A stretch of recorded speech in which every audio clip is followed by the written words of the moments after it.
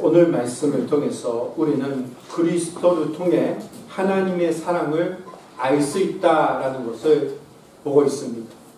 6절 말씀, 오늘 본문 6절 말씀 보니까 우리가 아직 연약할 때에 기약대로 그리스도께서 경건하지 않는 자를 위하여 죽으셨도다 라고 써 있습니다. 하나님의 사랑이라는 것은 뭔지 우리는 정확하게 알고 있어야 됩니다. 왜냐하면 우리는 하나님의 사랑을 인간적인 머리로 인간적으로 이해하면 이 사람은 착하니까 하나님은 사랑하는구나. 이 사람은 나쁘니까 하나님을 싫어하는구나. 이런 감정으로 이해하기 시작합니다. 이것이 너무나 문제가 있습니다. 하나님은 사랑을 똑같이 사랑하고 계십니다. 근데 하나님이 기뻐하는 자가 있고 하나님이 그렇게 기뻐하지 않는 자가 있다. 이 차이예요. 하나님 일단 모든 사람, 우리를 이미 100% 사랑하고 있다. 이 사실을 우리는 잘 알고 있어야 됩니다. 자기 위해서, 자기 자신 위해서, 자기의 믿음을 위해서, 그리고 이웃을, 옆에 있는 사람들의 귀한 존재를 알게 되기 위해서. 자, 먼저 연약할 때, 우리가 연약할 때 예수님을 죽으셨다라는 것입니다. 연약할 때 죽으셨다. 연약할 때라는 것은 영적으로 무능력한 때를 말합니다. 영적으로 아무 힘이 없다. 이해할 수 없다라는 거예요. 에베소서 2장 1절 말씀 보니까 그는 우리죠. 그는 그는 예수님입니다. 그는 허물과 죄로 죽었던 너희를 살리셨도다. 우리들은 허물과 죄로 죽어 있었다. 하나님이 모르고 아무것도 모르고 알고 있다고 생각했었지만 하나님 모르고 살고 있었다. 그러니까 연약할 때라는 뜻입니다. 우리는 연약할 때 아무것도 모를 때 먼저 예수님을 죽으셨다라는 것이에요. 사랑의 형제자매는 우리는 선물 줄 때는 그냥 아무것도 모르고 일무도 안 쓰고 선물 주는 사람이 아마 없을 거예요. 여기에. 그죠? 선물 줄 때는 그분을 부르고 그리고 이것은 내가 당신에게 주는 선물이라고 하고 열어봐봐. 그냥 기대하고 있는 거잖아요. 그죠? 기뻐하는 모습을 볼 수 있다고. 그냥 우리는 선물, 사람들의 해줄 때는 내가 해주고 있다라는 것을 인정하기 원하고 있습니다. 어쩔 수 없잖아요. 나쁜 것도 아니고요. 근데 예수님은요, 우리가 모르고 있을 때, 영적으로 연약할 때, 아무것도 모르고 있을 때, 감사할 수도 없을 때, 예수님은 우리 한 사람 한 사람 위해서 죽으셨다라는 것입니다. 2000년 전에니까 다 우리가 태어나기 전부터 예수님이 죽으셨습니다. 근데 그런 시간 문제가 아니라 예수님은 그때도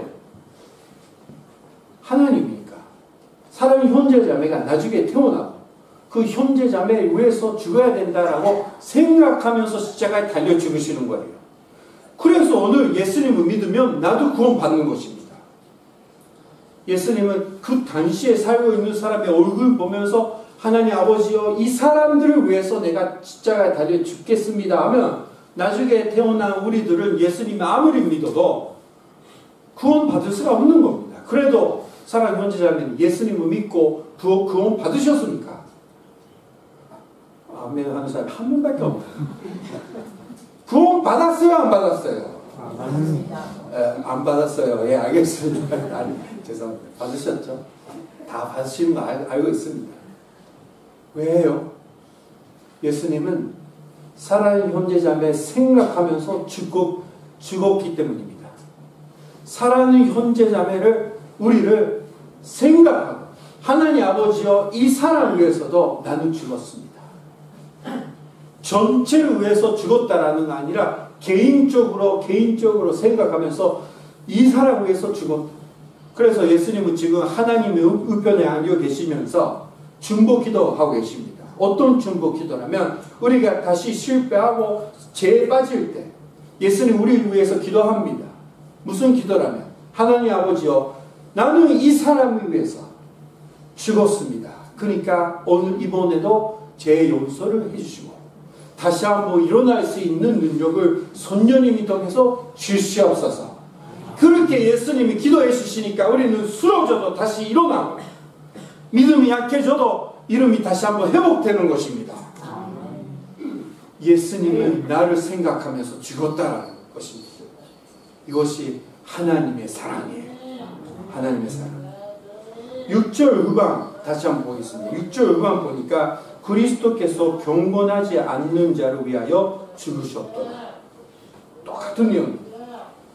예수님은 경건하지 않는 자, 나를 위해서 이미 죽었단 말입니다.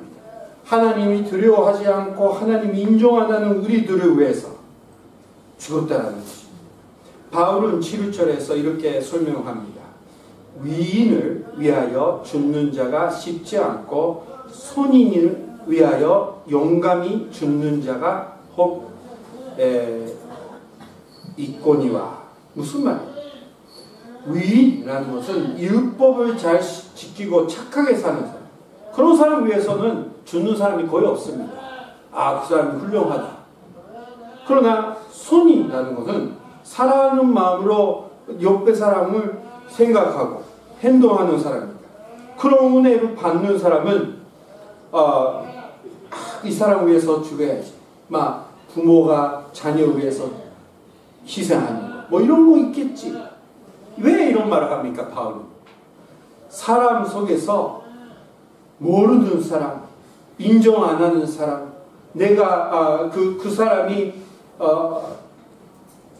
귀하다고 생각하는 사람, 이런 사람이 아닌 우리 위해서 하나님이 직접 희생하는 것이 너무나 인간에서는 어렵다.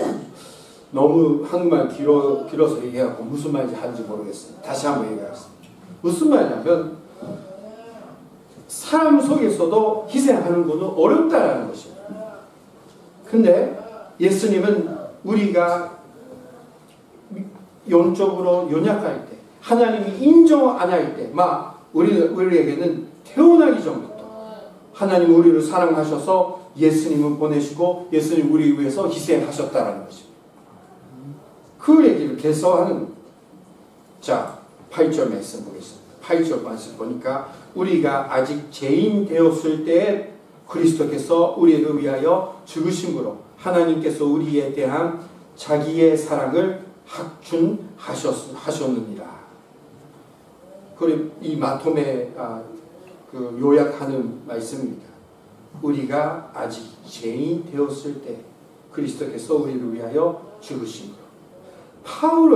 파울로에게는 예수님이 죽으실 때, 그 십자가에 죽고 계실 때 파울도 있었잖아요. 그러니까 이 파울을 설명하기는 이게 틀림없는 것입니다. 근데 이것을 우리에게 맞춰서 이해하려면 우리가 태어나기 전부터 나를 생각하셔서 예수님을 죽으셨다.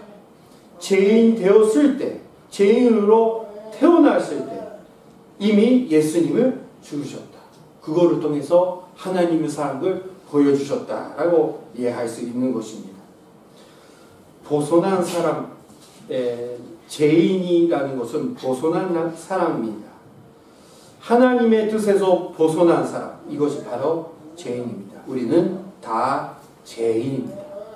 하나님이 뜻대로 100% 사는 자가 없습니다. 그러나 하나님은 이미 우리를 사랑하셔서 죄인이니까 사랑하시는 것도 아니고 나중에 예수님 믿게 되니까 사랑하는 것도 아니고 이미 우리 제 존재를 100% 사랑하셔서 예수님 보내주시는 것입니다. 그래서 9절 말씀 보니까 그러면 이제 우리가 그의 피로 말미암아 위롭다 하심을 받았으니 더욱 그로 말미암아 진노하심에서 구원을 받을 것이니.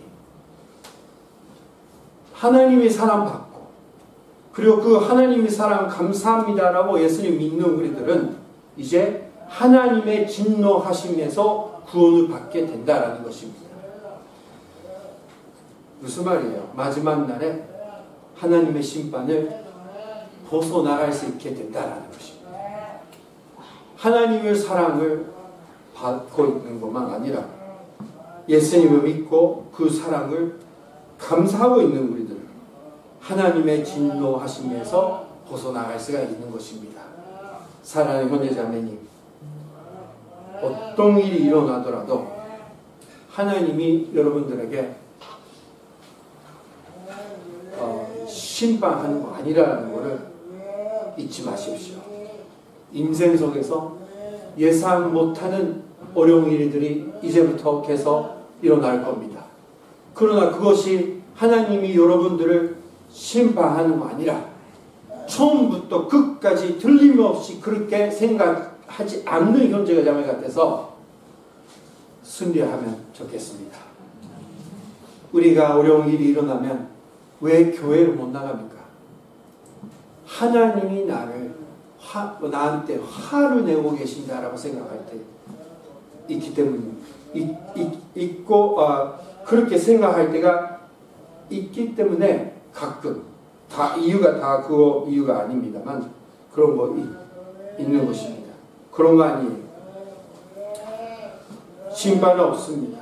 예수님을 통해서. 그리고 10절 말씀 보니까 우리가 원수 되었을 때 그의 아들의 죽으심으로 말미암아 하나님과 화목하게 되었은즉 화목하게 된 자로서는 더욱 그의 살아나심으로 말미암아 구원을 받을 것이니라. 우리가 원수 되어 있을 때 예수님을 죽으셨습니다. 원수라는 건 하나님을 무시하는 존재였는데 이미 예수님을 보내서 하나님 사랑해 주셨습니다. 그런 은혜 속에 있는 우리들은 구원을 계속 받을 것이다 라는 것입니다. 하나님은 이제부터라도 계속 언제든지 틀림없이 여러분들을 구원해 주십니다. 언제든지 잊어버리지 않고 믿으십니까? 믿으세요. 이 사실입니다. 여러분들, 우리는 연약하고 아무것도 없지만 예수님을 통해서 이미 얼마나 사랑하고 계시는지 보여주셨습니다. 이제부터 우리들을 해야 되는 것은 뭐냐면 하나님의 기뻐하는 존재가 되기 위해 사는 것입니다. 이미 하나님은 모든 사람 우리들을 사랑하고 계세요. 그러니까 우리들 이제부터는 하나님의 기뻐하는 자가 되어야 되죠. 하나님을 사랑하지만 하나님을 별로 좋아하지 않는 사람도 존재합니다. 왜요?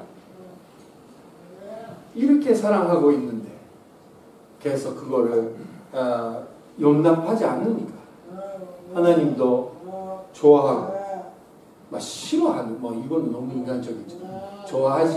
좋아하는 게 어려운 존재가 있습니다. 그러나 하나님 모든 사람을 이미 사랑하고 있다는 거예요. 자, 11절 말씀 보니까 그뿐 아니라 이제 우리로 화목하게 하신 우리 주 예수 그리스도로 말미암아 하나님 안에서 또한 즐거워하느니라. 하나님이랑 화목하게 돼요. 예수님을 통해서. 그래서 우리는 즐거워하면서, 일본 말로는 자랑하면서, 하나님을 자랑하면서 살고 있다는 것입니다. 할렐루야라고 찬양하면서 살아갑시다. 어떤 일이 일어나더라도 하나님의 사랑, 나는 떠나지 않는다라는 것, 변하지 않는다라는 것. 그러면 찬양하면서 하나님의 기뻐하는 존재가 됩시다. 이미 살아있는 존재. 그러면 하나님의 기뻐하는 존재 되기 위해서 찬양하면서 하나님께 영광 드리면서 살아가시는 사랑하는 형제자매 되시기를 주님의 이름으로 축원합니다.